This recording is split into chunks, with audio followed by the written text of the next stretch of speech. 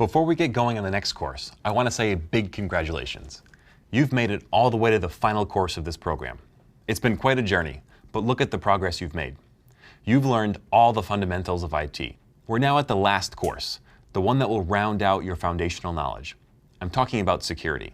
Without it, all of the processes you've learned so far can fail, and no IT gal or guy wants that. Before we dive in, I'd like to reintroduce myself. We met way back when in the first course when we talked about the history of the internet and the Internet of Things. My name is Gian Spacuzza, and I'm a program manager in Android security.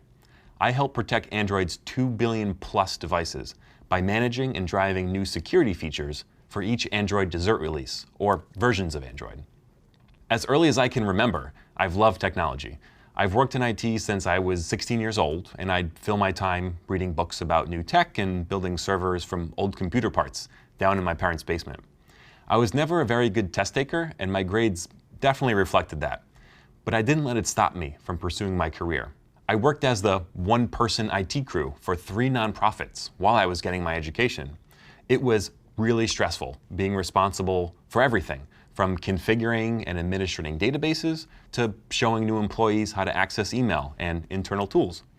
Now, looking back, this experience was invaluable. And of course, security was an essential part of my IT work.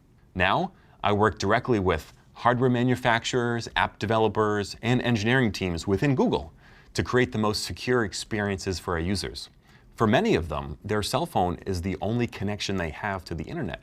And I feel such a sense of fulfillment knowing that my work can have a major impact on people all over the world who rely so heavily on their devices. To be successful at cybersecurity, sometimes you need to put yourself in the mindset of an attacker and always be one step ahead. So, are you ready to do good by thinking bad? Let's jump right in. In this module, you're going to be learning all about security, how people attack it, and how to defend against these attacks. By the end of the module, you'll be able to define and recognize security risks, vulnerabilities, and threats. You'll also be able to identify the most common security attacks. And finally, you'll understand how security revolves around the CIA principle and what the CIA principle is. When you think of security, what's the first thing you think of? It's probably physical security. Stuff like making sure your belongings are safe from potential thieves, locking your front doors at night, and putting your valuables in a safe place. But in today's digital world, your money isn't just in your wallet. Your cash is also stored inside online bank accounts, accessible with the right password. Some of us don't carry credit cards at all, and those who do don't just have them in their wallets. They're stored on their favorite websites so that they can make purchases more easily. It's not just money we care about. Most of our entire personal world lives on mobile phones. Our text messages, photos, personal data, application logins, and more are all kept right inside the devices we have in our pockets. Unfortunately, we live in a world where there are people and organizations that try to steal data from companies, from governments, and even from people like you and me. Don't let movies warp your perception of these digital thieves. They aren't as glamorous or professional as you may think. Digital thieves don't have a team of hackers in dark hoodies furiously typing into computer terminals all day, hoping to break into multi-billion-dollar companies. That's not to say that it doesn't happen, because we all know it does, but most of the time, the average internet attacker is someone who looks just like you or me, a regular person who happened to stumble upon a hole in your security system and then took advantage of it. It could have been something as simple as figuring out that you use your dog's name as your password. When the only thing securing your bank account is the word FIDO, you're in trouble. But just like we have physical security alarms to deter potential burglars, we also have many methods to prevent our digital security from being compromised. By the end of this course, you'll gain a deeper understanding of computer security.